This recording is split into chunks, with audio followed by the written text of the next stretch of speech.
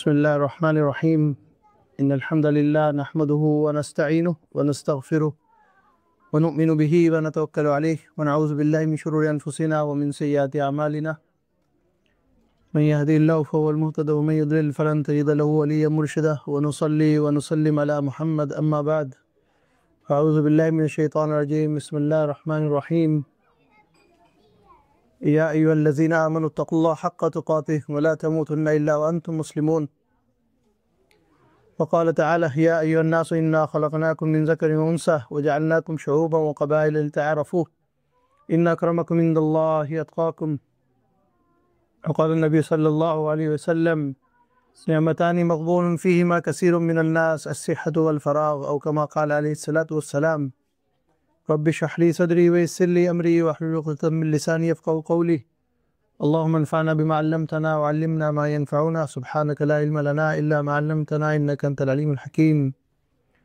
السلام علیکم ورحمۃ اللہ وبرکاتہ. الحمدللہ میرے بھائیوں اور بہنوں، اللہ کا شکر ادا کرتے ہیں کہ اللہ سبحانہ و تعالی نے ہمیں ایک دن پھر اپنے گھر میں نصیب فرمایا. وما توفیقی الا باللہ، جو موقع ہمیں، جو توفیق ہمیں ملتی ہے وہ اللہ کی طرف سے ہوتی ہے. یعنی اللہ سبحانہ وتعالی ہمیں موقع دیتے ہیں نیکی کرنے کا. اس میں ہماری خوبی کوئی نہیں ہے اور اس میں ہمارا کوئی کمال نہیں ہے کہ مجھے سمجھ میں آ گیا، میں نے وقت نکال لیا، مجھے اتنا علم ہے. نہیں، اللہ نے آپ کو توفیق دی تو آپ نے کچھ کیا. بہت سے ایسے ہیں جن کے پاس بہت وقت ہے پھر بھی توفیق نہیں. بہت سے ایسے ہیں جن کے پاس بہت انفارمیشن ہے یا بہت معلومات ہے، بہت علم ہے. علم تو خیر اہل علم کے نزدیک علم وہی ہے، اور اللہ کے نبی کے نزدیک علم وہی ہے جو عمل کی طرف لے کے جائے. اس لیے قرآن کی ایک آیت ہے انما یخشی اللہ من عباد العلماء. علم اصل وہی ہے جو ہمیں اللہ کا خوف دلائے.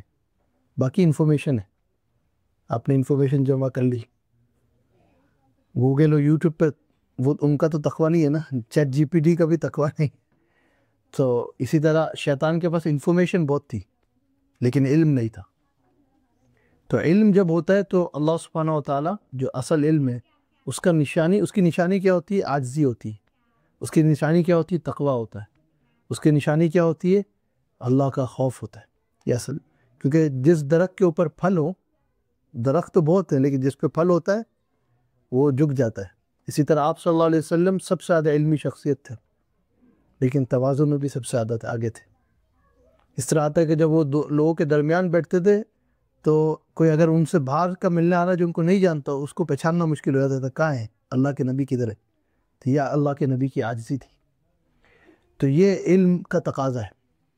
تو ہمیں یہ سب سے پہلے تو یہی ہے کہ آپ صلی اللہ علیہ وسلم جو ہمیں سکھایا کہ ہر کام اللہ کی توفیق سے، اللہ کی مرضی سے ہوتا ہے.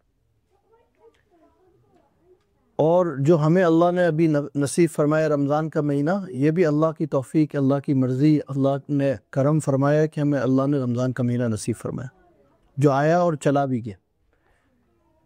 اب سب سے بہتر طریقہ کیا ہے کہ ہم اس کی قدر کر لیں جانے کے بعد؟ وہ یہ کہ رمضان کے بعد رمضان والی زندگی گزار لیں. رمضان کے بعد رمضان والی زندگی کا کیا مراد ہے؟ کہ ظاہر سی بات ہے رمضان کے بعد وہ رمضان کی برکات چلی جاتی ہیں تو وہ چیلنجز بھی آتے ہیں جو ہمیں رکاوٹیں ہوتی ہیں مختلف طور پہ. تو وہ بات تو نہیں رہتی لیکن پھر بھی ہماری کوشش ہو رمضان کے بعد رمضان کی زندگی گزارنا. یہ ہماری کوشش، ارادہ تو ہم کریں نا، اور جتنا کر سکیں. اس میں سب سے پہلی چیز کیا ہے؟ محاسبہ کریں. محاسبہ کیا چیز ہے؟ کہ بھائی دیکھیں کہ یہ رمضان ہماری کیسی، رمضان کا مہینہ یہ کیسا گزرا ہمارا. اس میں یہ بھی دیکھیں کہ جو چیز اچھی ہوئی، یعنی میری عبادت کے اندر جہاں ترقی ہوئی ہے وہ کیا ترقی ہوئی ہے. یعنی نماز اگر میری اچھی ہوئی تو کیسی، کون سی نمازیں میری اچھی ہوئی اور کیوں اچھی ہوئی. یہ بھی ایک اپنے آپ سے سوال کریں. محاسبہ ہر بندہ، ہر بندی اللہ کے وہ کریں. کیوں؟ اس کا فائدہ کیا ہوگا؟ جب ہم یہ دیکھیں گے کون سی بات ہماری اچھی ہوئی اور کیوں ہوئی، تو جب ہمیں معلوم ہوگا کون سی بات اچھی اور کیوں ہوئی تو پھر ہم اس کو جاری بھی رکھ سکیں گے. محاسبہ نہیں کریں گے تو پتہ بھی نہیں ہوگا. بعض دفعہ انسان نہ ہوئی یا کچھ بھی نہیں ہوا، لیکن جب محاسبہ کرنے بیٹھتے ہیں تو انسان کے سامنے آتا ہے یار یہ عبادت الحمدللہ میرے سے اچھی ہوئی. اگین اللہ نے کروائی لیکن اللہ نے یہ عبادت ہماری اچھی ہو گئی، تو اس پر ہم یہ دیکھیں کیوں ہوئی، اور کیوں کا کیا مطلب، کہ کیا وجہ بنی کہ آپ کی وہ نماز اچھی ہو گئی، یا نماز اچھی ہو گئی، یا روزہ اچھا ہو گیا، یا قرآن کی تلاوت، کوئی ایک وجہ تو ہوگی نا. ہو سکتا ہے آپ نے اس کے اوپر زیادہ زور لگایا ہو، آپ نے زیادہ اچھی کوشش کی ہو، آپ نے وقت نکالا ہو نماز کے لیے یا قرآن کی تلاوت کے لیے، تو وہ ایک وجہ بنی ہو. تو وہی جب وجہ پتہ ہوگی تو ہم اس چیز کو جاری بھی رکھ سکیں گے.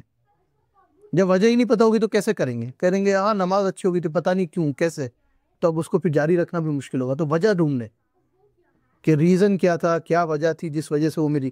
اب اسی طرح یہ دیکھنا ہے کیا چیز صحیح نہیں ہوئی یا کم اچھی ہوئی. یعنی اگر مثال کے طور پہ کسی کے قرآن کی تلاوت اس دفعہ اتنی اچھی نہیں ہوئی رمضان کے اندر، اس میں کمی آ گئی، یا روزوں میں وہ رمضانوں میں وہ کوشش نہیں کی گئی جو کرنی چاہیے تھی، تو پھر ہم یہ دیکھیں اس کی وجہ کیا بنی. پہلے تو یہ پتہ ہو کہ کیا چیز صحیح نہیں ہوئی، اور پھر یہ بھی دیکھیں کیا وجہ ہے. جب وجہ پتہ ہوگی تو اس کا فائدہ کیا ہوگا کہ اگلی رمضان میں اگر اللہ نے زندگی دی، اللہ نے رمضان کے روزے رکھنے کی توفیق عطا فرمائے، اللہ نے رمضان نصیب فرمایا، تو اگلی رمضان کے اندر ہم اس کو صحیح کریں گے. ورنہ حال یہ ہوتا ہے جب ہم محاسبہ نہیں کرتے تو ہماری ہر رمضان ایک جیسی گزر رہی ہے، وہی 20-30 سال سے وہی روزے رکھ رہے ہیں، روزے اسی لیول پہ، نماز اسی لیول پہ، قرآن کی تلاوت وہی ہے، ترقی نہیں ہو رہی کیونکہ ہم محاسبہ نہیں کر رہے. یوتھ ویڈیرنگ جس کو کہتے ہیں، یعنی دیکھنا کہ کیا چیز اچھی ہوئی. دنیا کے ہر کام میں ہو رہی ہوتی ہے یہ چیز. کام کے اوپر سال ختم ہوتا ہے تو اس کا ہوتا ہے، مہینہ ختم ہوتا ہے اس کی یوتھ ویڈیرنگ چل رہی ہوتی ہے. گھر کی اکانومی کو بھی ہم دیکھ رہے ہوتے ہیں، ہر چیز کا حساب کرتے ہیں. گاڑی رکھی اس کا حساب چل رہا ہے، فون کے بل ہیں اس کا حساب چل رہا ہے، ہر چیز کا حساب کرتے ہیں، دیکھتے کیا وجہ ہے. یعنی بل زیادہ آ رہے ہیں، کیا ہے، کس طرح ہم مطلب ہر چیز کو ہم دیکھتے ہیں کہ کس طرح ہم اس کو امپروو کریں. لیکن جہاں ہم رک جاتے ہیں وہ عبادت کے اندر ہے. مطمئن ہے جیسے ہو رہا ہے ویسے چل رہے ہیں، گزار رہے ہیں بس. تو اس لیے کسی بزرگ نے کہا کہ ہم رمضان میں وقت لگاتے نہیں ہیں، یا دین کے لیے وقت لگاتے نہیں، گزارتے. گزارنے کا کیسے؟ آپ ٹائم پاس، یعنی آئی ہے نا چلی بھی جائے گی. اس طرح نہیں ہوتا کوئی مہمان ہو جو ایک طرف سے مہمان نہیں، وہ ایک طرف سے ہمارے لیے مہمان تو ویسے رحمت اللہ کی ہوتی ہے. لیکن بعض دفعہ ہوتا ہے بھائی ہمارے اپنے ٹائم میں، ویسے تو اس ٹائم کا وقت، اس دور کا وقت وہ تھا نبی صلی اللہ علیہ وسلم کے دور کا، اور اس سے اسلام سے پہلے کا بھی وقت. نبی صلی اللہ علیہ وسلم نے خیر مہمانوں کی بہت فضیلت بتائی، لیکن اس وقت ایک کلچر بھی تھا، کوئی بھی مہمان آپ کے گھر پہ آ جائے تو 3 دن تک آپ اس سے پوچھ بھی نہیں سکتے تھے. آج تو کوئی آ جائے بغیر بتائے تو ہم کہتے ہیں بل بلائے مہمان، ایک ٹائٹل بنا ہوا ہے، بن بلائے مہمان آ گئے، نہ تو مان نہ مان ہم تیرے مہمان. ویسے ایسے بن گئے. ورنہ اس ٹائم پہ تو یہ تھا اس وقت کے اوپر کہ ہاسٹل اور موٹل اور یہ بریک اینڈ بریک فاسٹ، یہ کوئی اس کا کانسیپٹ ہی نہیں تھا. کیونکہ ایک ظاہر سی بات تھی کہ بھائی کسی محلے میں کوئی بندہ داخل ہوا، مسافر ہے، وہ اللہ کا مہمان ہے، ہمارا مہمان ہے، ہم اس کے لیے اپنے دروازے کھولیں گے. وہ ماحول بھی اس وقت الگ تھا. میں ہی کہہ رہا کہ آج آپ ہر کسی کے لیے دروازہ کھول دیں. آج ماحول وہ نہیں ہے، نہ وہ گھر اس ٹائپ کے ہیں، نہ اس جیسے معاملات ہیں. لیکن کہیں نہ کہیں تو ہم مہمان کو رحمت سمجھیں نا، آج بوجھ سمجھتے ہیں، یار اتنی تیاری کرنی پڑے گی، جا کے چیزیں لینی پڑیں گی. تو مہمان کو اگر وقت لے کے بھی آ رہا ہے وہ بھی ہمیں بھاری پڑتا ہے. آج تو یہ حال ہو گیا آج ہمارا. تو جو میں کہنا چاہ رہا ہوں، رمضان ایک مہمان ہے. ایک ہے کہ بھئی ہم ایک مہمان آیا اور ہمیں وہ بھاری پڑ رہا تو ہم وقت گزارتے ہیں، بھائی ابھی نہیں تو چلا جائے گا یہ مہمان، ٹھیک ہے. لیکن ایک ہے مہمان کی قدر ہوتی ہے. ایک ایسے مہمان بھی ہوتے ہیں جن کا ہوتا ہے یار ان کا آنے کا بھی انتظار ہوتا ہے اور جانے کا غم بھی ہوتا ہے، یار آپ واپس کب آئیں گے. وہ زیادہ وقت لے کے آئے نا اگلی دفعہ. وہ دل سے انسان کبھی کبھی تو اوپر سے کہتے ہیں نا کہ یار اگلی دفعہ زیادہ وقت لے کے آئے گا. ارادہ یہ ہوتا ہے کہ اگلی دفعہ آئے نہیں تو اچھا ہے. لیکن بعض مہمانوں کا ایسا تعلق ہوتا ہے کہ بھئی یار خیر خواہ لوگ ہوتے ہیں ایک دوسرے کے، تو پھر ہم کیا کہتے ہیں، یار اگلی دفعہ واقعی میں اب زیادہ وقت لے کے آئے گا، بہت مزہ آیا آپ کے ساتھ، کیوں جا رہے ہیں. واقعی جانے کا بھی غم ہوتا ہے. پھر ایک دوسرے سے رابطہ بھی ہوتا ہے کہ یار آپ کے جانے کے بعد کمی محسوس ہو رہی، آپ چلے گئے گھر میں وہ رونق نہیں ہے. تو یہی بات رمضان کی ہے کہ رمضان کے جانے کا ہمیں واقعی فیل ہو کہ یار رمضان چلا گیا، رمضان کا مہینہ. لیکن اس کی اللہ کو دکھانا ہے ہم نے، اور تو کسی کو نہیں. تو اس کی قدر کیسے دکھائیں گے اللہ کو؟ کہ ہم محاسبہ کریں.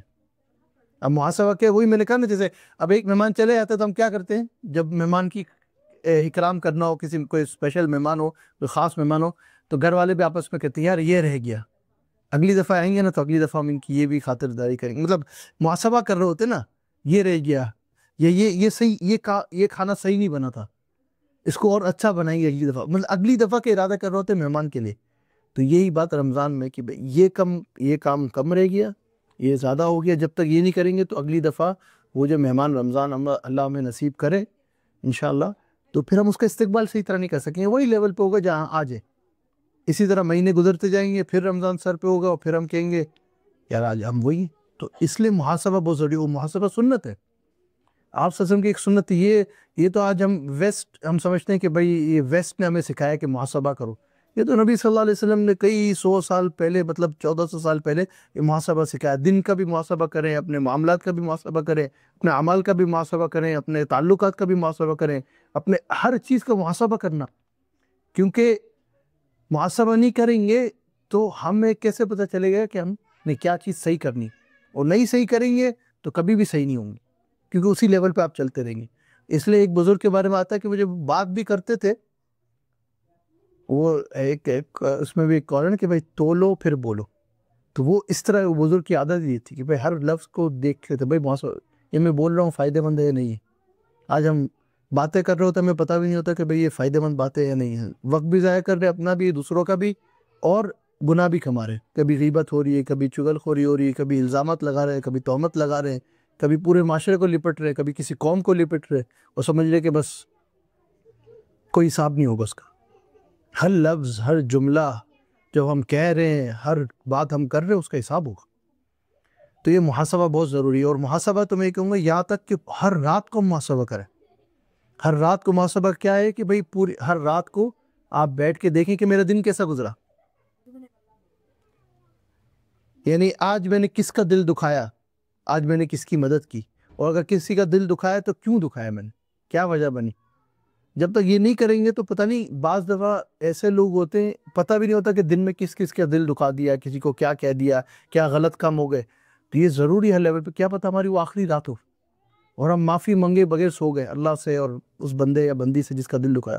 تو یہ محاسبہ روزانہ کے لیول پہ بھی، خالی رمضان کے حساب سے نہیں، محاسبہ اتنا ضروری ہے کہ روزانہ کریں. بھائی آج دن کیسا گزرا، آج میری 5 نمازوں میں سے کون سی نمازیں میری ہوئی وقت کے اوپر اور صحیح طرح، نہیں ہوئی تو کیوں نہیں ہوئی.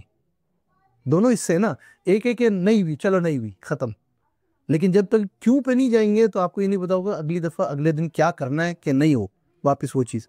تو یہ محاسبہ یہ نماز کے بارے میں، معاملات کے بارے میں، گھر والوں کے ساتھ تعلقات کے بارے میں، ماں باپ کے سلسلے میں، بچوں کے سلسلے میں، پڑوسی کے سلسلے میں، کام کے سلسلے میں، ہر جگہ محاسبہ ہم نے کرنا ہے. اور یہ زیادہ وقت نہیں لگتا، چند منٹ. اگر آپ کی عادت بن جائے روزانہ چند منٹ سونے سے پہلے محاسبہ کریں کہ آج کا دن کیسا گزرا، اور نیت کر کے سوئیں کہ اگلے دن اور اچھا کرنا. آج اللہ معاف کرے نیت یہ ہوتی ہے کہ اگلے دن اس سے بدلہ لینا، اس سے بدلہ لینا، یہ بھی.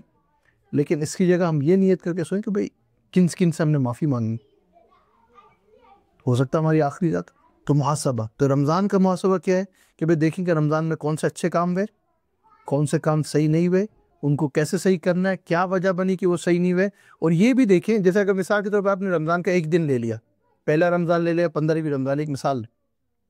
اب آپ 15واں دن رمضان کا دیکھ رہے ہیں، اسپیسیفک تو نہیں لیکن کوئی ایک دن آپ نے رمضان کا لے لیا، آپ نے پورے 24 گھنٹے دیکھے، اس میں آپ نے کیا ہے، کیا اچھا کیا، کیا کم اچھا ہوا اور کیوں، یہ بھی ایک سوال ہے. پھر دوسرے دنوں کو کمپیئر کریں اس سے.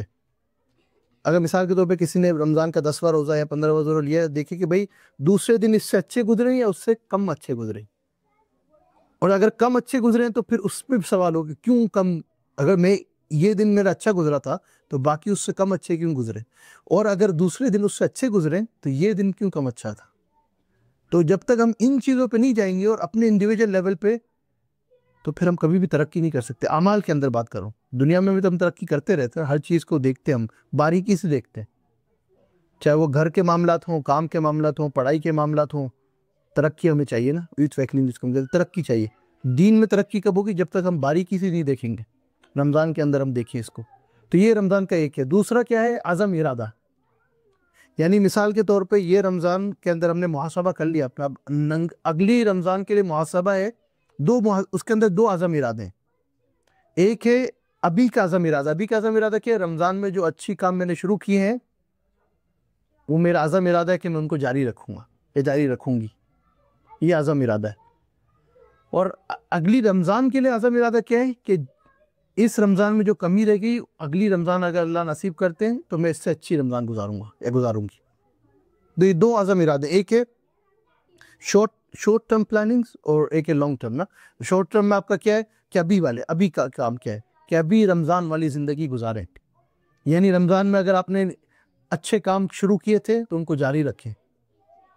رمضان میں اگر آپ نے برے کاموں سے رکے تھے وہ بھی ایک نیکی ہے، برے کاموں سے رکنا بھی ایک نیکی ہے، تو ان کو بھی جاری رکھیں. اور رمضان تو وہ مہینہ ہے کہ جو ہمیں بتاتا ہے کہ جو ہم کہتے ہیں نا کہ یار بہت مشکل ہے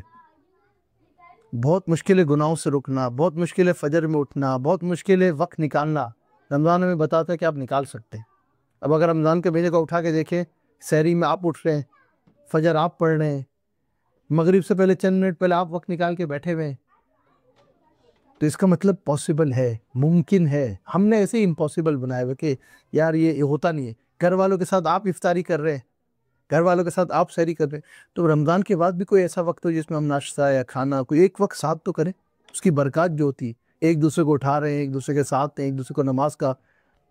تو یہ ماحول ہم بنائے رمضان کے بعد، یہ رمضان کو زندہ رکھنا ہے. رمضان کے بعد کوئی نہ کوئی ذریعہ ہو ہمارا روزانہ لوگوں کے ساتھ، گھر والوں کے ساتھ جمع ہونا.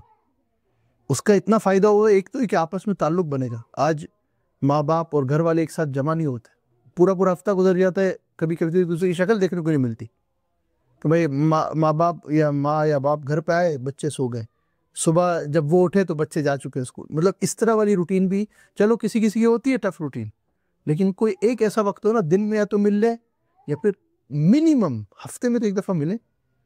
اگر آپ روزانہ، ویسے تو روزانہ بننا چاہیے یار، جس کے لیے اگر ماں باپ سے پوچھو کیوں کما رہے ہیں تاکہ بچوں کی اچھی زندگی ہو، لیکن وقت بچوں کے ساتھ ہی نہیں گزر رہا، تو مطلب ڈزنٹ میک سینس. مطلب آپ بچوں کے لیے کما رہے ہو، بچوں کے ساتھ ہی وقت نہ نکل رہا ہو روزانہ کے بیسس پہ، وہ ہفتے میں بھی نکالنا مشکل ہو، تو پھر وہ آپ اپنے جملے میں سوچیں کہ کس طرح ایسا روٹین بنائے کہ جن کے لیے آپ کہہ رہے ہیں کہ آپ کما رہے ہیں، اگر ان کے ساتھ جو سب سے امپورٹنٹ آپ کی انویسٹمنٹ ہے وہ ٹائم ہے، اگر آپ وہی نہیں دے رہے تو ریلیشن نہیں بنتا. آپ انہی کے لیے کر رہے ہیں، انہی کو قدر نہیں ہوگی، کہیں گے ہمارے ماں باپ نے ہمیں کچھ نہیں دیا. وہ الگ ناشکری والی بات ہے کہ اس طرح کرنا. میں ایک بات کہہ رہا ہوں کہ جنرلی سب سے قیمتی چیز اگر ہم کسی کو دے سکتے ہیں وہ اپنا وقت ہے. دنیاوی ٹرم کے اندر، دینی کے اندر تو دین کے اندر دعا ہے اور دین ہے، وہ تو اس سے وقت سے بھی زیادہ قیمتی چیز ہے. آپ کی ایمان کی دولت اس سے لیکن وقت بڑی قیمتی چیز ہے. وقت جس کا چلا گیا، کہتا ہے الوقت افضل من الذهب. وقت جو ہے سونے سے زیادہ قیمتی ہے. سونے وہ والا سلیپنگ سونا نہیں، گولڈ جیولری وہ والا سونا. تو یہ وقت جو ہے نا ہم نے ایک دوسرے کے لیے نکالنا ہے. اس کا فائدہ کیا ہوگا؟ جب وقت دیں گے تو لوگوں کو سمجھیں گے، ماں باپ بچوں کو سمجھیں گے، بچے ماں باپ کو سمجھیں گے، میاں بیوی ایک دوسرے کو سمجھیں گے، کیونکہ وقت دے رہے ہیں نا ایک دوسرے کو. تو رمضان نے ہمیں یہ بھی سکھایا کہ وقت نکالنا ناممکن نہیں ہے، ممکن ہے. مشکل ضرور ہے لیکن ناممکن نہیں. اور جب مشکل ہے اور ناممکن نہیں ہے اور آپ کو پتہ ہے اس کا فائدہ ہے اور آپ کا مقصد یہی ہے کہ آپ کا گھر والوں سے تعلق اچھا ہو، سب سے بڑی مصیبت کیا ہے کہ گھر میں ہی سکون نہیں مل رہا انسان کو. تو میں عام طور پہ جب نکاح وغیرہ پڑھاتا ہوں میں کہتا ہوں آپ کے پاس دو راستے ہیں. اللہ کہہ رہے ہیں قرآن کے اندر لِتَسْكُنُوا إِلَيْهَا. گھر میں شادی کا مقصد کیا ہے میاں بیوی کا؟ لِتَسْكُنُوا إِلَيْهَا. اردو والے تو سمجھتے ہیں نا بس سکون، عربی کا یہ لفظ لِتَسْكُنُوا إِلَيْهَا تاکہ سکون حاصل ہو. انگلش میں کہتے ہیں پیس، تاکہ آپ کو پیس ملے. میں کہتا ہوں اگر گھر میں پیس نہیں ہے تو پھر ریسٹ ان پیس ہے. آپ چنیں کہ آپ کو چاہیے کیا، ریسٹ ان پیس، وہ سفید جھنڈا لے رہا تو کہ بھائی ہو گئی، سارا تمام ہو گیا معاملہ، یا پھر پیس. اب پیس یا ریسٹ ان پیس. اور ایک خاتون تھی، میری اس سے بات ہو رہی تھی اسی رشتوں کے سلسلے میں، اپنے رشتے کے سلسلے میں ایک جنرل بات کر رہا تھا میں کہ بھائی یہ معاملات ایسے ڈسکس کر رہے تھے ہم. وہ کہتی ہے کہ اس میں بڑا اچھا جملہ کہا، میں نے کہا یہ جملہ میں لے کے جاؤں گا عام یعنی نکاح کے حوالے سے بھی لوگوں کی ایڈوائس. کہتی ہے دیکھو کبھی کبھی کسی دو بندوں کا بنتا نہیں ہے. اللہ نے بھی قرآن کے اندر پورے ایک چیپٹر ہے طلاق کے اوپر، لیکن اس میں خوبی بتائیے کہ بھائی اگر نہیں بن رہا تو میں عام طور پہ کہتا ہوں طلاق کو میں سویڈش میں کہتا ہوں نادیتکونگ، فائر ایگزٹ. آپ فائر ایگزٹ تو ہمیشہ یوز نہیں کرتے نا. آپ لوگ کتنی دفعہ مسجد میں آئے آپ کو یہ بھی نہیں پتا ہوگا فائر ایگزٹ ہے کہاں. یہاں پہ ایک، یہاں پہ میرے الٹے ہاتھ پہ ماشاءاللہ اور ایک سیدھا آتے ہیں یہاں پہ جہاں بچے کی ہمارا اسٹڈی روم میں. لیکن عام طور پہ جو ایگزٹ و انٹر عام طور پہ جو لیتے ہیں سارے، وہ کون سا لیتے ہیں؟ نارمل والا. فائر ایگزٹ یہاں پہ 2 نیچے ہیں. کیوں نہیں لے رہے؟ کیونکہ ضرورت نہیں ہے. تو میں یہ کہتا ہوں بھائی رشتے کے اندر بھی طلاق کا راستہ فائر ایگزٹ ہے. واقعی ضرورت پڑ رہی ہے تو آپ نکلیں اس راستے سے. اسلام اجازت دے رہا ہے، لیکن کبھی کبھی کسی معاشرے میں اس کو بھی غلط سمجھا جاتا ہے. یہ غلط بات ہے. طلاق کی اجازت اسلام دیتا ہے، لیکن اس کے اندر بھی شرائط بھی ہے. اس میں یعنی آپ نے سب کچھ کر لیا ہو جو کرنے کا ہے. آپ اللہ کو حاضر ناظر کہہ سکتے کہ میں نے سب کوشش کی، چاہے وہ آدمی ہو چاہے وہ عورت ہو. بھائی میں نے سب کچھ کیا، اب نہیں چل رہا رشتہ. تو ہمارے پاس آپ صلی اللہ علیہ وسلم کے دور میں بھی ایسے واقعات ہوئے جہاں صحابیہ یا صحابی آپ صلی اللہ علیہ وسلم نے بدل دی طلاق سے. وہ ایک آپشن موجود ہے. لیکن اس کے اندر یہ میں خاتون کی جو میں بات کرنا چاہ رہا تھا، انہوں نے ایک بات بڑی زبردست کی. بولا دیکھو، جب آپ کو فیس نہیں مل رہا اس رشتے میں تو آپ نکل رہے ہیں، تو ایک دوسرے کو فیسز میں نہ چھوڑیں. اصل میں ادھر بڑی گہری بات ہے. بس انسان کو ہوتا ہے کہ اب یہ رشتہ نہیں چل رہا تو ایک دوسرے کو تباہ کر کے چھوڑیں. فیسز لٹرلی سارے معاشرے میں بھی بدنام کر دیں ایک دوسرے کو. مرد عورت کو بدنام کر رہا ہے، عورت مرد کو کر رہی ہے، سوشل میڈیا پہ بدنام کر رہے ہیں، کورٹ کے اندر بدنام کر رہے ہیں، رشتہ داروں میں بدنام کر رہے ہیں. یہ اسلام کے بہت خلاف ہے. اتنا آپ بتاؤ جتنا ضروری ہو، جس کو بتانا ضروری ہو. ورنہ اگر کوئی خامی واقعی بھی ہے کسی میں تو پھر بھی آپ کو اجازت نہیں بتانے کی. کیونکہ 2 انسان نے ایک دوسرے کو اللہ کے سامنے حاضر ناظر کہتے ہیں ہم ایک دوسرے کے ساتھ زندگی گزاریں گے. نہیں چلی تو اس کا مطلب یہ تھوڑی کہ راز دوسروں کے کھولیں. راز کھولیں گے تو اللہ کے یہاں بہت بڑے گنہگار ہیں. تو ایک ضمناً بات آگئی، لیکن میں کہنا چاہ رہا ہوں کہ دیکھیں بعض دفعہ رشتے نہیں چلتے، لیکن اس کا مطلب یہ نہیں ہوتا کہ مرد کے سارے راز عورت باہر کھول دے، عورت کے سارے راز باہر. آج تو یہ سب سے بڑا مسئلہ ہے، شادی ہوتے ہوئے ہم سارے راز کھول دیتے ہیں. ایک اور اس سے بھی بڑا گناہ رشتے کے اندر ہے ابھی، لیکن کیونکہ ایک دوسرے سے بات نہیں کر رہے تو ایک دوسرے کے بارے میں بات کرتے. یہ بھی ایک بہت بڑا فیکٹر کہ رشتے نہیں چلتے، کہ بھئی میں جو ہے کسی اور سے جا کے اپنی بیوی کی بات کروں، میری بیوی کسی اور سے میرے بارے میں بات کرے. تو یہ بھی ایک بہت بڑی گناہ بھی ہے، ایک بہت بڑی خامی بھی ہے، ایک بہت بڑی وجہ بھی ہے کہ رشتے نہیں چلتے. ایک دوسرے سے بات کرو. اللہ نے آپ لوگوں کو موقع دیا، حلال ہے بات کرنا. بغیر محرم سے بات کرتے رہیں گے، بغیر فتوے کے ایک دوسرے سے بات نہیں کرو. تو ایک دوسرے سے بات کرو، کوئی راستہ نکلے گا. تو یہ ہے. تب جو کہنے کا مقصد ہے رمضان والی زندگی، رمضان کے بعد کا کیا مقصد ہے کہ جو رمضان کے اندر ہم نے اچھے اعمال شروع کیے تھے. اللہ سبحانہ وتعالی فرما رہے ہیں احب الاعمال الی اللہ ادومها وان قل. اللہ کے یہاں سب سے اچھا عمل وہ ہے جو تھوڑا ہو مگر ہمیشہ کرے. اب کیا ہے کہ چھوٹے چھوٹے عمل، آپ رمضان میں ماشاءاللہ تراویح کی 20 رکعت پڑھ رہے تھے. کم سے کم فرض نماز کی تو پابندی ہو نا نماز رمضان کے بعد. اور اگر 20 رکعت نہیں آپ پڑھ رہے، 8 رکعت بھی تہجد نہیں پڑھ رہے، 2 رکعت روزانہ پڑھنے تہجد کی نیت سے. اور عشاء سے فجر کے درمیان کسی وقت بھی پڑھ لیں. اگر آخری وقت میں نہیں اٹھتے آپ فجر سے، بالکل جو آخری تہجد کا صحیح، ویسے تو جو ہے اہل علم کے نزدیک عشاء کی نماز کا وقت شروع ہوتا ہے عشاء کے بعد سے لے کے فجر تک تہجد کا وقت ہے. آپ پڑھ سکتے ہیں کسی وقت بھی. افضل وقت جو ہے وہ آخری رات کا حصہ جو ہے. تہجد کی 2 رکعت پڑھ لیں اس نیت سے کہ کوئی نہ کوئی عمل جاری ہے میرا. 20 نہیں تو 2 رکعت تو پڑھ رہا ہوں میں، پڑھی. اسی طرح قرآن ماشاءاللہ اگر آپ نے روزانہ 1 سپارہ پڑھا، 1 جز پڑھا رمضان کے اندر، 1 صفحہ پڑھ لیں. بہت ہی اچھا ہو کہ 1 جز روزانہ پڑھیں آپ، یا آدھا سپارہ پڑھ لیں، یا یعنی 1 پاؤ پڑھ لیں، کوئی مطلب کوئی ایسا، لیکن کم سے کم آدھا صفحہ 1 صفحہ تو روزانہ پڑھیں. قرآن سے کنیکشن تو ہو، تعلق ہو. رمضان کا مہینہ تھا، قرآن کا مہینہ تھا. یہ ایک چیز. روزے ماشاءاللہ 29-30 آپ نے روزے رکھے. اب رمضان چلی گئی تو ایک بھی روزہ نہیں، تو کم سے کم شوال کے 6 روزے رکھ لیں. شوال کے 6 روزے، اس کا فائدہ کیا ہے؟ شوال کے 6 روزے اور جس نے رمضان کے پورے روزے رکھے، اللہ کے نبی فرما رہے ہیں کسیام الدہر، اس کو ثواب کتنا ملے گا؟ پورے سال روزے رکھنے کا. کیوں؟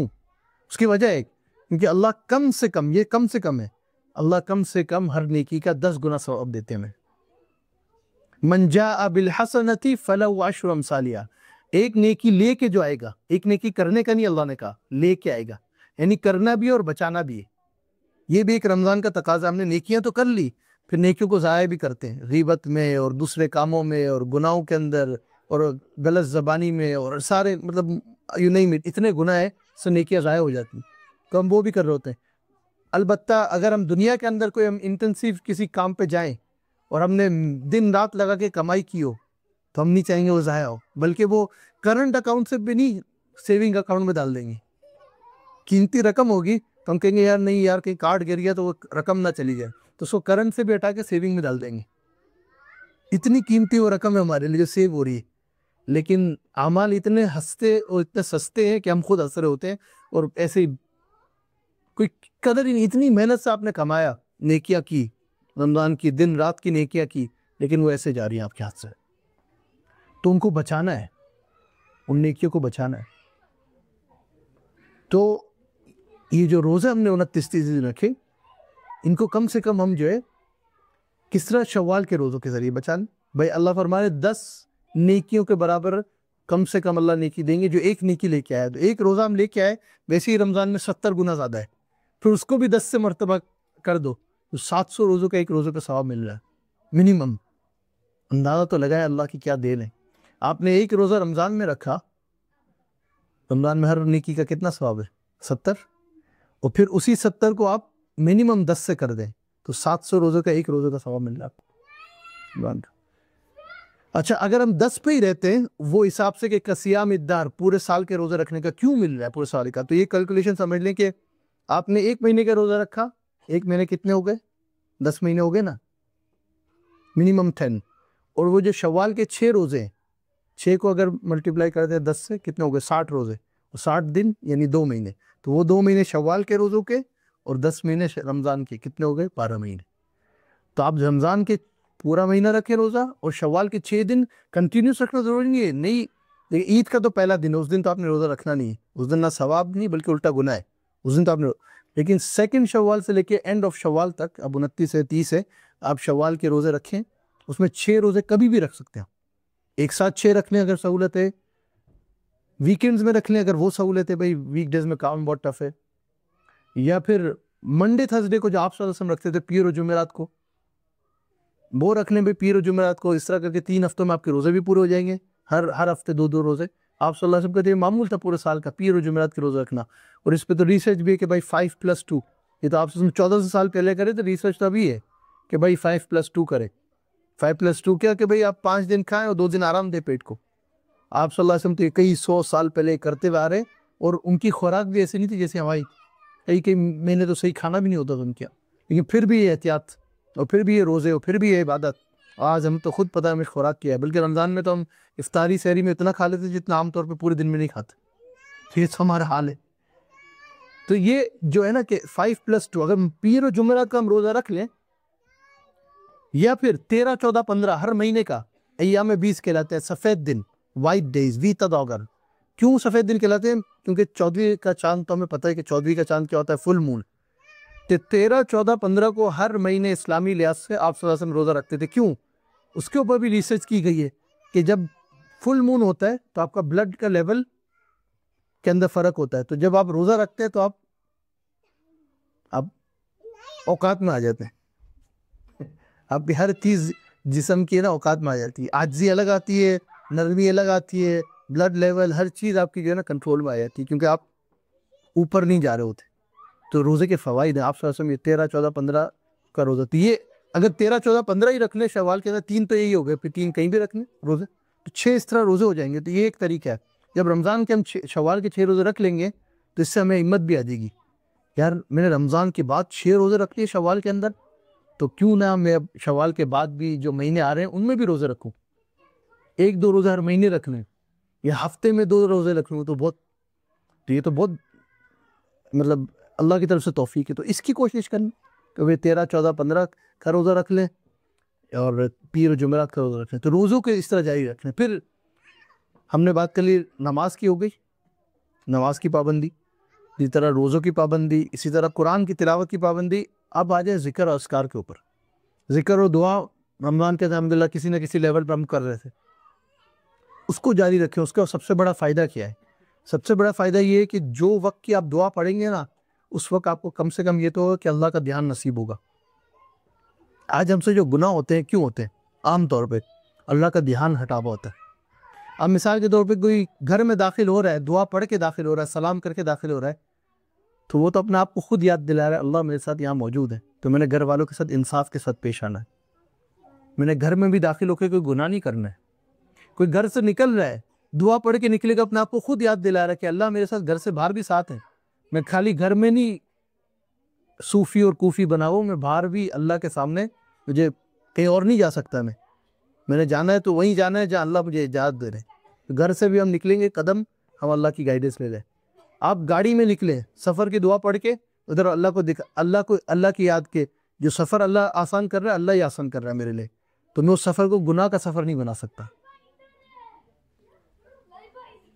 ہر جگہ پہ اگر ہم دعا پڑھ کے، صبح آپ اٹھ رہے ہیں، آپ دعائیں پڑھ رہے ہیں صبح کی، تو آپ کہیں گے بھائی اگر میں نے دعا اللہ کے نام سے دن شروع کیا تو اس کو اللہ کے گناہ میں نہیں گزار سکتا میں۔ اسی طرح رات کو دعائیں پڑھ کے اختتام کریں گے دن کا، تو آپ اپنے آپ کو یاد دلا رہے کہ یہ رات میری آخری ہو سکتی۔ یہ دعاؤں کا فائدہ ہے۔ بیت الخلاء میں آپ جا رہے ہیں، دعا پڑھ کے داخل ہوں گے تو بیت الخلاء میں بھی کوئی گناہ نہیں ہوگا۔ کتنے گناہ ہوتے ہیں انسان سے بیت الخلاء کے اندر بھی، ٹائم ضائع بھی کر رہے ہوتے ہیں، مختلف احوال انسان شیطانی خیالات کے اندر بھی ہوتا ہے، بہت سے نوجوان کتنے گناہوں میں پڑ جاتے ہیں، تو دعا پڑھ کے جائیں گے تو انسان بچا رہے گا۔ اسی طرح دعا پڑھ کے باہر نکلیں، کیونکہ آپ صلی اللہ علیہ وسلم کا ایک معمول تھا، اللہ کے نبی جب بیت الخلاء سے باہر نکلتے تھے تو اللہ کے نبی کہتے تھے غفرانک، یا اللہ مجھے معاف فرما۔ پہلا جملہ دعا کا یہ ہوتا تھا، کیوں؟ کیونکہ وہ وقت ذکر کے بغیر گزرا۔ بیت الخلاء میں تو ذکر نہیں ہے نا، بیت الخلاء میں تو بات کرنے کی بھی اتنی ضرورت نہیں ہے، تو وہ وقت جو ذکر کے بغیر گزرا اس پہ اللہ کے نبی جو ہے اللہ سے معافی مانگ رہے ہیں۔ ہمارا کتنا وقت ذکر کے بغیر گزرتا ہے، دنیا بھر کی باتیں، لیکن اللہ کی یاد نصیب نہیں ہوتی، تو اس پہ بھی اللہ کے نبی معافی مانگ رہے ہیں، غفرانک۔ صحابہ تو اللہ کے نبی اللہ کے ذکر کے اتنے عادی تھے، تو جب بیت الخلاء میں جاتے تھے بعض صحابی وہ کچھ نہ کچھ منہ میں رکھ لیتے تھے، کھانے کی چیز نہیں، کوئی پتھر یا کچھ، کیوں؟ تاکہ اس کو دبا کے یاد رکھتے تھے اپنے آپ کو کہ بھئی میں نے منہ نہیں چلانا۔ یعنی اتنی عادت ہو نا کسی چیز کی، انسان کی نہیں کوئی عادت ہوتی کوئی جملے کی، بعض دفعہ اللہ معاف کرے یہی مثال کسی کی گالیوں کی بہت عادت ہوتی ہے، تو ہر جملے میں گالی، اس کو روکنا پڑتا ہے بھائی بس، تو وہ کہتا ہے مسجد میں ہو، امام کے سامنے ہو، اس کو اپنے آپ کو بعض دفعہ نا کہیں بیٹھیں گے، اوہ سوری میں بھول گیا کہ میں آپ کے سامنے ہوں۔ بھائی میرے سامنے کیا، میں خود محتاج ہوں کہ اللہ کے سامنے، ہم چاہے مسجد ہو چاہے کوئی آپ کے سامنے ہو، ہم نے تو اللہ کے سامنے دیکھنا ہے نا۔ تو صحابہ کا یہ ہوتا تھا کہ بھئی ان کو ہمیشہ ذکر اللہ کی اتنی عادت تھی، رکب اللسان، جو ان کی ذکر کے ساتھ زبان اور منہ مشغول رہتا تھا کہ ان کو اپنے آپ کو بیت الخلاء میں روکنا پڑتا تھا۔ ایک طریقہ روکنے کا کیا کرتے تھے، کوئی نہ کوئی پتھر یا کچھ رکھ لیا، اس کو دبا، تو چیلنج ہوتا ہے نا بھئی دبا کے رکھنا ہے، تو آپ نے کچھ بول تو سکتے نہیں ہے، تو اپنے آپ کو یہ ریمائنڈ کراتے تھے بھئی ادھر ذکر نہیں، ادھر ذکر نہیں، ادھر ذکر نہیں۔ ہمیں تو اپنے آپ کو یاد دلانا پڑتا ہے بھئی ادھر ذکر، ادھر ذکر، تو الٹا ہے۔ تو صحابہ کی دنیا کے اندر بھی دین تھا، یہ سب سے بڑا فرق ہے صحابہ اور ہمارے کے اندر۔ صحابہ کی دنیا میں بھی دین تھا، تجارت کر رہے ہیں دین ہے، گھر والوں کے درمیان ہے دین ہے، ہمارے دین میں بھی دنیا ہے۔ اس کی کیا مثال ہے؟ ہمارے دین میں دنیا کی کیا مثال ہے؟ ہم ادھر بھی آئے نا تو ہمارا دماغ کہیں اور ہوتا ہے، نماز کے اندر ہے کچھ اور سوچ رہے ہیں۔ وہ ایک مشہور ایک جوک بنا ہوا ہے، لیکن یہ ایک اصلیت ہے کہ بھئی ایک امام صاحب نماز پڑھا رہے تھے، تو جب نماز ختم ہوئی، غالباً عصر کی نماز ہوگی یا جو بھی ہوئی، 4 رکعت والی نماز تھی، نماز کے بعد جو ہے وہ سلام ہو کے جب ذکر وغیرہ چل رہا ہے، دعا ہوگی، صحیح ہے، تو ایک بندہ کھڑا ہو کے کہتا ہے امام صاحب آج آپ نے 3 رکعت پڑھائی۔ کہتا ہے اچھا آپ کو کیسے پتا؟ کوئی پورے مجمع میں سے کوئی نہیں کچھ کہہ رہا، امام صاحب بھی بھول سکتے، بھئی انسان ہے وہ بھی اس طرح کا مجمع، تو کوئی نہ کوئی وجہ تو ہوگی کہ آپ کو ایسا یقین ہی، کہتے ہیں مجھے یقین ہے کہ آپ نے 3 پڑھائی ہیں، اتنا کہ یہ پکا یقین، ماشاءاللہ آپ کا خشوع خضوع تو پھر واقعی کسی لیول کا ہے نا، کوئی عام بات تھوڑی ہے کہ پورے مجمع کے سامنے آپ دعویٰ بھی کرو کہ سب سے غلطی بھی ہو سکتی ہے۔ تو کہتا ہے امام صاحب بات اصل یہ ہے کہ خشوع خضوع چھوڑے، میری ہیں 4 دکانیں، ہاں 3 کا حساب وہ 1 کا رہ گیا، میرے ایک دکان کا حساب رہ گیا، آپ کی 1 رکعت رہ گئی۔ بولا میں روزانہ اس وقت میں اپنی دکانیں بند کر کے آتا ہوں، اب عشاء کی نماز ہوگی جو بھی ہوگی، اور ہر رکعت میں ہر دکان کا حساب ہوتا ہے۔ یہ تو ہماری نمازوں کا حال ہے کہ ہم دنیا بھر کی سوچ رہے ہوتے ہیں۔ مولانا اشرف علی تھانوی رحمۃ اللہ علیہ، ان کے پاس ایک بندہ آیا، بولا میری ایک چیز گم ہو گئی، نہیں مل رہی۔ تو انہوں نے بولا جاؤ وضو کرو، 2 رکعت پڑھو، اللہ سے مانگو، مل جائے گی انشاءاللہ، یقین کے ساتھ۔ وہ بھی بندہ اپنی زندگی کا سب سے بہترین وضو کیا، قیمتی چیز کھو گئی تھی، زندگی کا سب سے بہترین وضو، اور پھر 2 رکعت شروع کی، نماز شروع کی تو اس کو یاد آ گیا کہاں رہ گئی وہ چیز، تو اس کی نماز وضو سے بھی چھوٹی بھی پھر، کیونکہ سب تو یاد آ گئی نا، مقصد پورا ہو گیا۔ اب وہ 2 رکعت پوری کر کے گیا، وہ چیز وہاں دیکھی، مل گئی، پھر وہ ان کے پاس گیا، حضرت کے پاس، حضرت آپ کو کیسے پتا تھا مل جائے گی؟ بولا شیطان ہو ہی نہیں سکتا آپ کو نماز پڑھنے دیتا ہو۔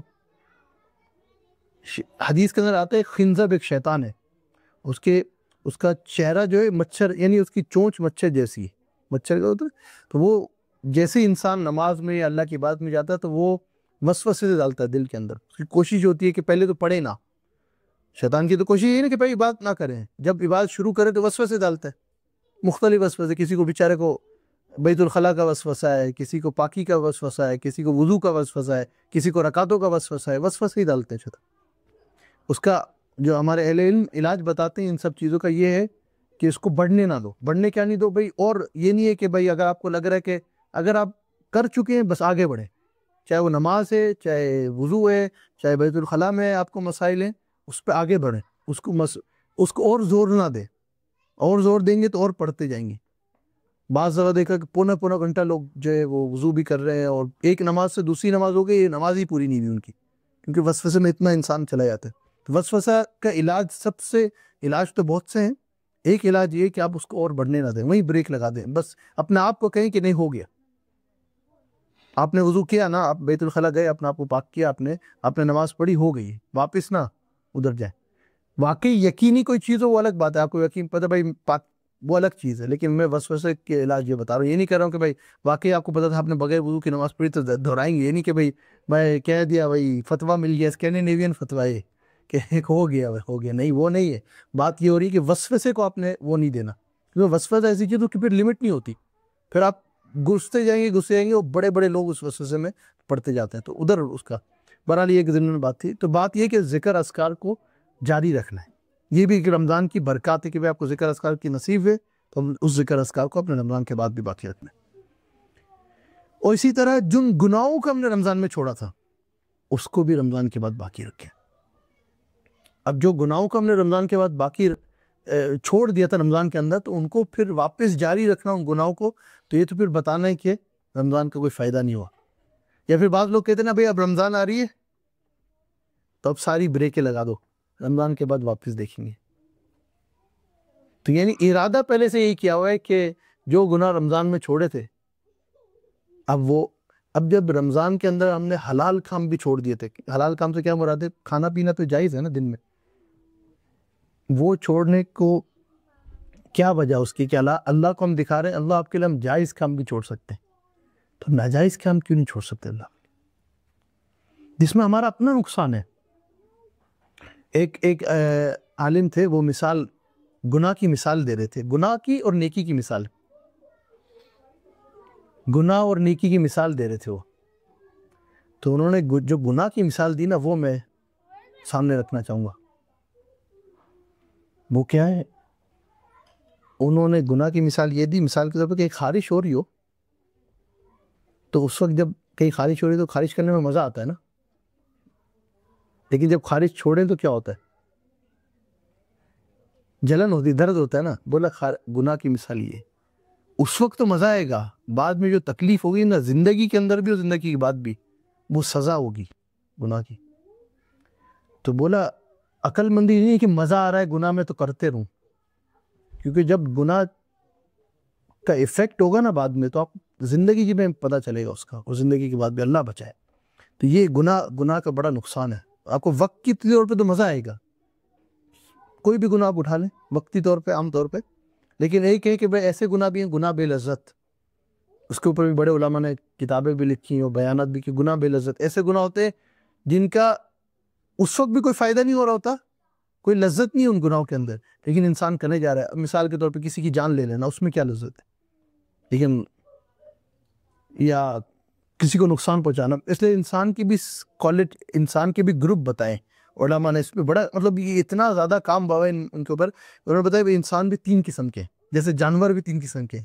ایک ہے جانور جو اپنے کام سے کام رکھتے ہیں، نہ وہ کسی کو فائدہ پہنچاتے کہ نہ کسی کو نقصان، ایسی جانور کی بھی کیٹیگری ہے۔ بولے ایسے انسان بھی، ایک ہے جو خود تو فائدہ لیتے ہیں لیکن دوسروں کو بھی فائدہ پہنچاتے ہیں، ایک ہے نہ فائدہ تو نہیں پہنچاتے بلکہ نقصان دیتے ہیں، ان کو بھی فائدہ نہیں ہوتا۔ اب مثال لے سانپ و بچھو، ان کو عام طور پر ڈسنے سے کوئی فائدہ تھوڑی ہوتا ہے، بس دوسروں کو نقصان پہنچانا ہے۔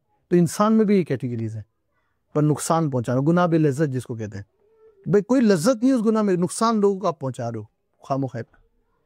تو یہ چیز ہمیں، جو گناہ ہم نے چھوڑ دیے، چاہے وہ گناہ بے لذت ہو یا گناہ لذت والے ہوں، اب اس میں ٹیمپریری مزہ آ رہا ہو یا نہیں آ رہا ہو، ہم نے وہ چیز کو وہ نہیں، اپنی ججمنٹ نہیں بنانی یار اس گناہ میں تو کوئی فائدہ ہی نہیں ہے تو چھوڑ ہی دوں، نہیں، یہ ہماری ڈیفینیشن نہیں ہونی چاہیے۔ میں اس پہ آنا چاہ رہا ہوں، لیکن اس گناہ میں ہمیں مزہ آ رہا ہے تو یہ کرنے دو، تھوڑا اور کر لیں یار، ابھی جوانی ہے۔ نہیں، جو گناہ ہے وہ ہم نے اسی وقت چھوڑنا ہے، اپنی ججمنٹ نہیں لے کے آنی کہ یہ گناہ کا تو کوئی فائدہ نہیں ہے، کوئی گناہ کا کوئی فائدہ نہیں ہے۔ جو گناہ ہے، جو اللہ نے فرما دیا اور اللہ کے نبی نے فرما دیا، اس کا فائدہ ہے ہی نہیں۔ اگر ہمیں سمجھ میں بھی لگ رہا ہے نا فائدہ آ رہا ہے، فائدہ نہیں ہے، نقصان ہی ہے، آپ خراب کر رہے ہیں کام کو، بعد میں پتہ چلے گا، ابھی نہیں پتہ چلے گا۔ تو اس لیے عقل مندی ہوئی کہ وہیں بریک لگا رہے۔ تو جو نیکی کے کام شروع کیے ان کو ہم نے جاری رکھیں، جو ہم نے جو کر لیا، اور جو گناہ ہم نے چھوڑے ہیں ان کو چھوڑ کے آگے جائیں۔ رمضان کا فائدہ تو ہونا کہ بھئی رمضان کا سیزن ملا، اب جو گناہ ہم نے چھوڑ دیے تھے اب ان کو پیچھے چھوڑ دیں، وہ ہماری پرانی زندگی ہے۔ لوگ حج کر کے آتے ہیں پھر وہی گناہ کی طرف۔ رمضان آئی، کیونکہ ہم بعض دفعہ ارادتاً نہیں ہوتا، عادتاً بن جاتا ہے کہ بھئی ارادہ نہیں ہوتا، لیکن وقت اور جگہ کے ساتھ اسلام کو ہم مختصر کر دیتے ہیں۔ مسجد اللہ کا گھر ہے، جگہ ہے نا، ادھر گناہ نہیں کرنے، مکہ مدینہ وہاں گناہ نہیں کرنا ہے، رمضان کا مہینہ ہے، وقت ہے، ادھر گناہ نہیں کرنا ہے، لیکن کیا گناہ جائز ہو جاتے ہیں باقی جگہوں پہ؟ وہاں بھی ناجائز ہے، باقی وقتوں میں بھی گناہ ناجائز ہے، باقی 11 مہینے میں بھی اللہ کا وقت ہے۔ اللہ سبحانہ وتعالی خود فرما رہے والعصر، اللہ وقت کی قسم کھا رہے ہیں سورہ عصر کے اندر، اور بعض علماء نے تو یہاں تک لکھا سورہ عصر پورا قرآن کو اور شریعت کا خلاصہ ہے، سورہ عصر والعصر۔ اللہ شروع اس سے کر رہے ہیں کہ اس وقت کی قسم کھا کے کہہ رہے ہیں ان الانسان لفی خسر، انسان خسارے کے اندر ہے، لیکن کون خسارے میں نہیں ہے؟ الا الذین آمنوا وعملوا الصالحات، وہ لوگ جو ایمان لائے اور نیک عمل کی، وتواصوا بالحق وتواصوا بالصبر، جو خود بھی حق کے راستے پہ رہے، وہ لوگوں کو بھی وصیت کی حق کے راستے کی، وتواصوا بالصبر، خود بھی صبر پہ رہے اور لوگوں کو بھی صبر کی وصیت کی۔ تو یہ شرط ہے، اور اس شرط کا تعلق وقت کے ساتھ نہیں ہے اور جگہ کے ساتھ نہیں ہے، اس شرط کا تعلق آپ کی زندگی کے ساتھ ہے۔ جیسے میں نے شروع کیا نا وَاعْبُدْ رَبَّكَ حَتَّى يَأْتِيَكَ، لیکن اللہ کی بات کرو یہاں تک کہ موت آ جائے، رمضان ختم نہ ہو جو وہاں تک اللہ کی بات نہیں ہے، حج کا وقت ختم ہو جائے وہ اللہ کی بات نہیں، پوری زندگی اللہ کی بات ہم نے کرنی، تو یہ شرط ہے۔ تو اللہ سبحانہ تعالیٰ میں توفیق عطا فرمائے۔ اور اینڈ کے اندر یہ بات کرنا چاہوں گا کہ دیکھیں، جیسے رمضان شروع ہونے سے 2 مہینے پہلے آپ صلی اللہ علیہ وسلم کی دعا آتی ہے نا، اللہم بارک لنا فی رجب و شعبان و بلغنا رمضان، کہ اللہ ہمیں رجب و شعبان میں برکت عطا فرما اور رمضان کا مہینہ نصیب فرما۔ 3 مہینے ہو گئے نا، ہم عام طور پہ تو رمضان کو رمضان مانتے ہیں نا، لیکن آپ صلی اللہ علیہ وسلم کی تعلیم کیا بتا رہی ہے؟ رجب اور شعبان کو بھی رمضان کی تیاری کا حصہ مانو، یار رمضان کا حصہ مانو، تو آپ کا ٹریننگ فیلڈ ہے وہ۔ تو 3 مہینے تو اللہ کے نبی نے یہاں بتا دیے کہ یہ خاص ہیں آپ کے لیے، رجب، شعبان اور رمضان، 3 مہینے ہو گئے۔ اب آپ آ جائیں رمضان کے بعد جو شوال کا مہینہ، پہلی عید کا جو دن ہوتا ہے شوال، فرسٹ شوال سے لے کے، یعنی شوال، ذی القعدہ، ذی الحجہ کے بارے میں اللہ کیا فرما رہے ہیں؟ اللہ فرما رہے ہیں یہ حج کے مہینے۔ ہم حج کے مہینے کو کون سا جانتے ہیں بھائی؟ ذی الحجہ، حج والا مہینہ جو آخری مہینہ ہے سال کا، اسلامی سال کا، وہ آخری ہے۔ بعض دفعہ تو اتنا لیمیٹڈ ہو جاتا ہے کہ بس صرف حج کے دن ہی حج کے دن ہے، باقی تو اور کچھ آگے پیچھے ہمیں معلوم ہی نہیں بھائی۔ اور بعض دفعہ اتنا زیادہ لیمیٹڈ ہو جاتا ہے بھائی عید کا دن، اس بھی وہ فوکس آگے پیچھے کچھ نہیں معلوم۔ لیکن اللہ کیا فرما رہے ہیں؟ شوال، ذی القعدہ، ذی الحجہ، یہ حج کے مہینے، 3 مہینے اور ہو گئے۔ تو پہلے آپ جائیں رجب، شعبان، رمضان، یہ 3 مہینے، پھر یہ آ جائیں شوال، ذی القعدہ، ذی الحجہ، 6 مہینے، اور پھر اللہ کیا فرما رہے ہیں؟ محرم، ایک خاص مہینہ۔ 7 مہینے تو یہ ہو گئے جو بڑے خاص ہیں۔ تو اگر انسان بچنا چاہے، اپنے آپ کو روٹین میں لانا چاہے، تو ان 7 مہینوں کے ذریعے باقی 5 مہینے بھی بچا سکتے ہیں۔ کہنے کا مقصد یہ، تو حج کے مہینے کرائے جا رہے ہیں انشاءاللہ. ہمارا جو اگلے مہینے کا مضمون ہوگا مئی کے اندر، جو ذی القعدہ کا مہینہ ہوگا انشاءاللہ، ذی القعدہ کا جو 11واں مہینہ ہے، نومبر نہیں ذی القعدہ، تو اس کے اندر ہم بات کریں گے باقی جو حج کے مہینے کی ڈیٹیلز، یعنی تھوڑی اس کے بارے میں کہ کس طرح ہمیں سوچنا چاہیے حج کے مہینوں کے بارے میں، اور حج کے بارے میں بھی. اور انشاءاللہ جو ہمارا جون کے اندر جو ہمارا اس طرح مہینے کی مجلس ہوگی، اس میں ہم حج کے دنوں اور حج عید کے دنوں کے اوپر بات کریں گے کہ ان کے اوپر، اور عید کے جو احکام ہے اور قربانی کے اس کے اوپر. تو یہ مئی اور جون، اور پھر انشاءاللہ جولائی کے اندر محرم کے حوالے سے جو نیا سال ہوگا اس کے علاوہ سے. تو یہ ہمارے جو اپ کمنگ یعنی آنے والے 3 مہینوں کا، مئی جون جولائی، اللہ سبحانہ تعالیٰ زندگی دے تو یہ ہمارا انشاءاللہ سوچے کس طرح. ذی القعدہ میں حج کے مہینوں پہ، اصل تو حج کے مہینے شوال سے شروع ہو گیا، لیکن آج اس پہ فوکس تھا کہ اس رمضان کے بعد کی زندگی کو کیسے ہم رمضان والی زندگی بنا لیں. تو یہ حج کے مہینے کہلاتے ہیں، شوال، ذی القعدہ، ذی الحجہ، یہ 3 مہینے حج کے کہلاتے ہیں اللہ کے نزدیک. تو ان کا ہم احترام کریں. احترام کیا ہے کہ رمضان والی زندگی کے اندر چارج رہیں. اور یہاں تک ہم انشاءاللہ جب اگلے مہینے بات کریں گے اس کے اوپر اللہ نے زندگی رکھی، تو یہ جو 10 دن ذی الحجہ کے ہوتے ہیں بڑے قیمتی ہیں. اس میں اللہ سبحانہ تعالیٰ قرآن میں اس کے بارے میں سورہ فجر میں بھی فرما رہے. تو بعض علماء نے کہا ہے کہ یہ ہو سکتا ہے آخری رمضان کی جو 10 دن ہیں، 10 راتیں وہ ہوں، یا ذی الحجہ کے 10 دن ہوں. اس سے پتہ چلتا ہے کہ رمضان کی جہاں آخری 10 راتیں اتنی قیمتی ہیں، ذی الحجہ کے 10 دن بھی قیمتی ہیں. خالی عید کا دن نہیں کہ یوم النحر جو 10ویں ذی الحجہ ہے، عرفہ کا دن بھی اور باقی دن بھی قیمتی ہے، خاص طور پہ 10 دن. تو یہ حج کے مہینے ہیں، ان کا ہم احترام کر لیں، شوال، ذی القعدہ، ذی الحجہ، اور اسی طرح میں نے کہا نا محرم. تو یہ 7 مہینے تو ادھر ہو گئے. تو ان کے ذریعے ہمیں سمجھ میں آ جائے کہ بھئی اگر ان کو قیمتی بنا لیں گے تو اگلے 5 مہینے بھی ہمارے لیے آسان ہو جائے گا. کیونکہ ایک روٹین میں انسان ہو 6-7 مہینہ، تو اگلے 5 مہینے بھی آسان ہو جائیں گے، گناہوں سے بچنا اور نیکیاں کرنا. تو اللہ سبحانہ تعالیٰ ہمیں عمل کی توفیق عطا فرمائے.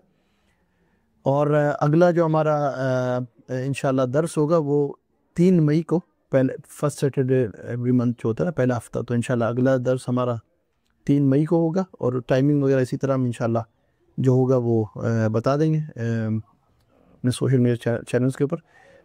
1-2-3 چیزیں تھی اعلانات کے طور پہ اس کے علاوہ، درس کے علاوہ، کہ یہ کہ جس طرح مسجد کو آباد ہم نے رکھا سب نے مل کے، کسی ایک کا کام نہیں ہوتا. اللہ قرآن میں فرما رہے ہیں انما یعمر مساجد اللہ من آمن باللہ والیوم الآخر.